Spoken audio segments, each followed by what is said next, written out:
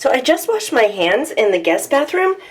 This soap smells so good. This is a Bath & Body Works Winter Wonderland gentle foaming hand soap, and I had gotten it during the Black Friday sale, put it in this bathroom, and haven't used it because I almost never use the guest bathroom. But I just now did, and this smells really good. So if you're looking for a good scent, it's kind of like grape, I guess, it sort of smells like. And it's pretty. I don't know if you can see it, but that tree has glitter sparkles on it. Hi guys, it's Thursday lunchtime, and look at this big pile of goodness. I just have a tortilla that I toasted a little bit, put some refried beans mixed with a little bit of Tabasco. I have chopped black olives, tomatoes, green onions, avocado, oh, and also some cooked mushrooms. I know that sounds weird, but I had a mushroom that if I didn't eat it, it was going to go bad. So I just kind of sauteed that up in a little bit of water and put that on and splashed some more Tabasco on top. I will definitely be using a knife and fork to eat this. But hi, you guys. I'm out here on Thursday afternoon putting my garden together. I'm so excited about that. I bought a bunch of raised bed garden kits that are so easy to put together, and I assembled a corner unit just now. I'm going to do a video on this if you want a closer look, but let me show you what I've done. All right, I am most of the way finished. I have a few little boxes here that I'm going to have John help me with because the corner posts are just really snug for slipping the boards in, and I don't want to break them, so I'm going to have him help me. So I probably won't get this completed until Saturday, but it wasn't too hard. Also just transferred some hollyhock plants out of my arrow garden into pots. I need to make room for the seeds for my vegetable garden, so you can see that some of them are getting big and some are just coming up. These are just things for I'm going to do a medicinal herb garden. Not really into medicinal herbs, but I kind of got intrigued a little bit and thought that I would, there's this one empty corner of my yard, and I thought it would look nice with some of these things. So a lot of these are going to come out, you know, when they're like this big, and I'll put them in little pots, and then when we're beyond the point of frost, then I will get these out in the garden. But as these come out, I'm just going to leave. See how you can see a couple of the holes there don't have little soil plugs in them, and I'll just leave those open so I can start my tomatoes when I have enough space and when it's the right timing. Well, I just took a look out the window, and it is a picturesque morning. Just had to show you. Guys, it's Friday, and I'm going out for a walk. I have not been out for a decent walk. Wow, I think it was since, I've gone once since I decided not to do the marathon. I think that was it last week. I went out for a mile. Oh, it was last weekend. And I went out for just a mile, and I felt okay. And then the next day I was sore. And then the day after that, I was fine again. So since I saw my physical therapist this past week, I have not gone out for a walk. I've just had stuff going on. And so I figured today I have some time, and I'm going to try to go for at least 2 miles, maybe more depending on how I feel. So we'll see what happens. We have some friends coming in town. Actually, it's their missionary friends. I knew the guy in college, and he and his wife do missionary work in Canada. They're traveling through Arizona, and they're going to stay at our house Saturday night and maybe Sunday night. So that should be fun. They're coming, so that would be tomorrow. They're coming, and they're bringing their 2 big dogs that they said that they would keep out in their truck. And I was like, are you kidding? We'll just put our cats in the back room, and you can bring the dogs inside and also let them run around the yard. So, all right, I have to show you this. Now, this is a little place where the cattle rancher feeds the cows. She puts the hay in the middle of that metal thing that sort of looks like a merry-go-round. And the cows stick their heads in and eat. They often push the babies out of the way. But if you look really closely, see that one? We can see the back end, of that little calf right there. Well, right to the right of that, there is a calf inside that metal thing. And I talked to the cattle rancher about it. I said, is that supposed to be in there, or did that calf get stuck? And she said, oh no. She said it seems like with every batch, there's always one that figures out that if he can get inside there, nobody can push him out. I bet you guys think I'm going to eat a bowl of carrots, which is absolutely wrong. I say that because, first of all, I probably will never be able to eat a raw carrot again without hurting my jaw. But I have gotten these out because I want to feed cows. I came out here to look at them, and then Annabelle saw me and walked all the way across the field, and I thought, poor thing, she's pregnant. And she came across the field because she thought I had food. And there she is. Hi, Annabelle. Do you want some food? Huh? Come over here, Annabelle. Yeah. Do you want some food? Let's show your big old face. Yeah. Look at that. No, you don't get to eat the camera. Look at you guys. Do you want one? Ew. Your mouth is dirty. See, this is the little boy, and he's so shy. Here, Annabelle. Ooh, Annabelle's getting bossy. Okay, look at Louise coming. She's got to be carrying twins. She looks like she's looked for months like she swallowed a barrel. Here, Louise. You deserve a carrot. Oops. There you go. Here, Annabelle. Yeah. Here. Did you eat your carrot? I threw one on the ground. Here. Hey, Louise. Ew. You're licking my hand and not the carrot. Gross. Ew. Louise, you're just supposed to open your mouth. Open your mouth. Gross. Ugh, now I have slime. Cow slime. Annabelle does it better. She just opens her mouth. But she looks like she could take a chunk out of me. There you go. Okay. You two need to have your babies. Look at poor Louise. She's gigantic. Oh, baby, you must be so tired. You have to be carrying twins, you poor thing. Okay, bye-bye. My Graze box came today. Yay! Graze snacks are these little individually packaged snacks. This is peanut butter and pretzel dipper, and this is, what is it? Baobab and raspberry clusters. There's soy roasted seeds. These are some nuts back here, some more nuts and seeds. These are little things like soft granola bars called flapjacks, cashew kick, chili lime cashews.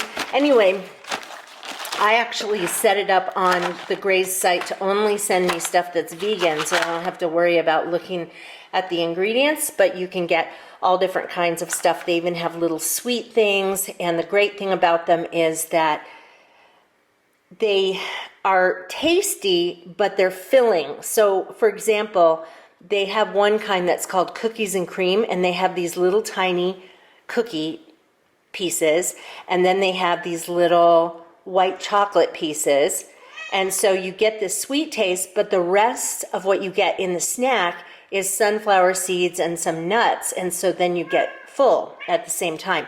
So anyway, we get an 8-pack of these every couple of weeks, and I think it's $11.99 for an 8-pack, and I love it, and I've been subscribing. Hi, Mary.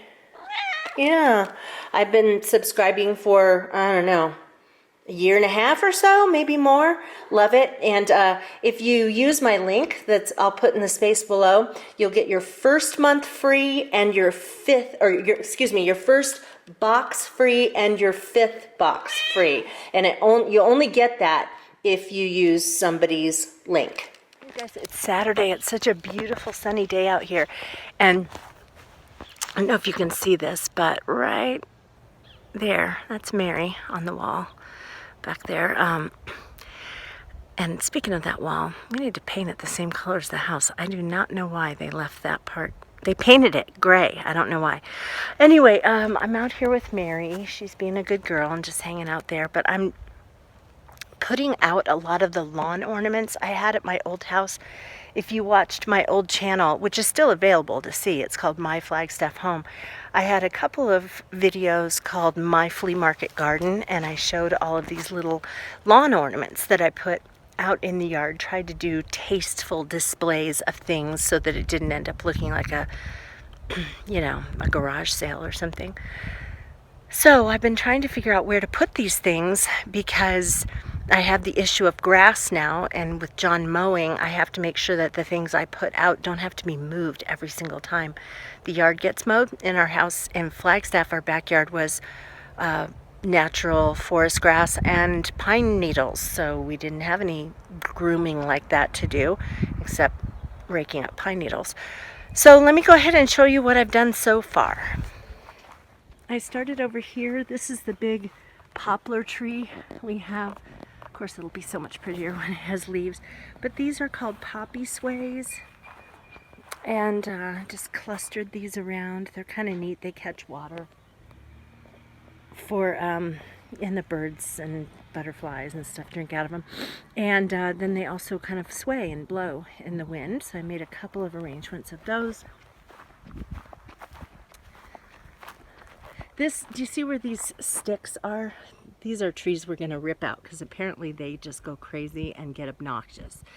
So we're going to rip those out. But that corner back there, that ugly corner, that's where I'm going to plant all the stuff that's for my medicinal herb garden. It sounds so funny to say that because I'm not going to become a medicine woman. But I don't know why. I just got a wild hair and decided to do that in that corner. This thing is just a garden stake and this glass thing and then a bell, and so, you know, when the sun hits it, it'll glow nicely, and of course the little bell will ring when the wind blows. Okay, this tree here I hung, it's like a wind chime, but these are little wooden fish. I just hung this here and then made a little cluster of these metal things, flowers, little metal butterfly, ladybug thing that used to be. I used to use it as a votive holder. And then these are my hollyhock stakes. I put them in my old house. I put them in the corner of my flower garden because my flower garden never really did very well. And because of the cold weather in Flagstaff, it took so long before things leafed out and flowered. So by putting those in the corner, it made just, you know, a bright, pretty look to the garden even before things started to grow. So I have clustered these here around an ash tree. Will look much better when there are leaves on that tree. So I have one hummingbird feeder there. I'm gonna hang another one over here. And then I have this little cluster of metal butterflies. This is actually a piece of artwork that we got at the Renaissance Festival last year, or was it the year before? I think it was the year before. And I just thought it was so pretty and thought it would really look neat outside. So I don't know if it's going to stay. I've just kind of hooked it into a little knot in the bark. We may have to actually put a hook in to hold it more securely. We'll see what happens when the wind blows. And then I put out this ladder. I'll link the flea market garden videos in the space below for you guys, and also a video I did on creating a decorative ladder. This clearly is not finished. A lot of what I do on this has to do with these brightly colored pots with flowers in them. It's still going down very cold at night, and so when I got up this morning it was 32. So I'm not putting out any flowers yet, but I have a really bright turquoise and a bright yellow and a bright pink, and they go on the different things. This one holds a candle. This is just a little plain wood birdhouse I got from Michael's, and I painted it super bright colors. And then this is a birdhouse, oops, sorry. This is a birdhouse that I got at Goodwill, I think, for $1 or $2. And so it's actually not a birdhouse. It's got, I don't know what it's supposed to be, but this will end up looking cute. And this was just an old ladder I got at a garage sale for $2. So I put these little flowers right here around my garden. I think when it's backed with green, not blooming, but growing things, that it'll show up a little better. And then I have this little butterfly and dragonfly that I hooked into the side of the garden there. Okay, so I hung this out in the garden area. This was something that was kind of like a decoration in my mom's house in the 90s. You can totally tell, right? But it says garden tours 5 cents. So she had a box of stuff that I would never put in my house, not in this decade. But I thought it would be cute to put out here because it's going to get rained on, the sun's going to shine on it, it's going to fade, and I think the rattier it gets, the cuter it will look out here. And look at our little Mary. She is in heaven. She's probably been outside for about 2 hours now. She'll find a bush and lay underneath it, and then I see her on the stairs and she's rolling around getting dirt on her, and she'll run across the yard and chase a leaf, and so she's just having so much fun. And John and I are out here, doing a bunch of stuff, so we've got a good eye on her.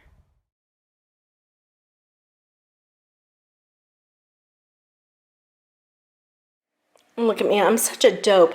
I went out and I've been working outside, putting all of the little yard decorations, and I put my final coat of polish on this morning and chose such a great thing to do. I mean, I think there's a tiny little chip in one place, but it has stood up to the punishment fairly well. Okay, so, oh boy, I'm a mess from working outside all day. I am now making dinner, and I'm making a vegan version of a favorite of ours that is called Mexican beef skillet.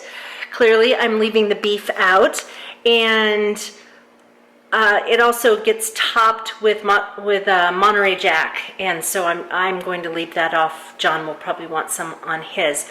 But let me go ahead and show you what the recipe is. It's kind of interesting. Anyway, it's got pasta. The regular recipe has ground beef, onions, garlic, chili powder, cumin, salt, crushed tomatoes, tortilla chips, believe it or not, green onions. And so you mix all this together, and then that's, the tomatoes and all that kind of stuff. Normally you would be browning the ground beef. But you have all of this mixed together, and then you mix it in with the pasta. So it's all mixed together, and then you you put a pretty good amount of shredded mozzarella cheese on top, along with tortilla chips that you crush, and then sprinkle those over the top. So it gives it a really great texture, and then you put the green onions on top too. So I'm gonna go ahead and put the tortilla chips on for the saltiness and the texture, because those are plant-based too. Yeah, so, I mean, I love this recipe with cheese, but I think it'll be just fine without.